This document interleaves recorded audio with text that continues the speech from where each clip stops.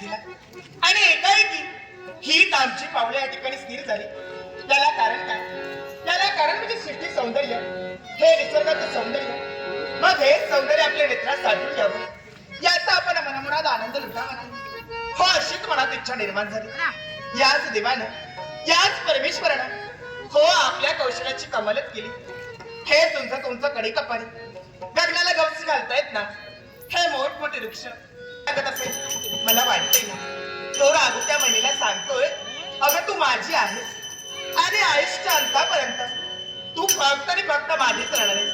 हो, हे सुखाश्रम, तो आनंदाचा सोहळा लवकरात लवकर माझ्या सुद्धा जीवनात मी पार पडणार आहे.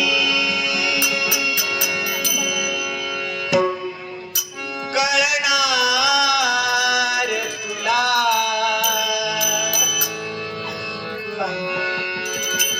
सतत तुमचेच भाग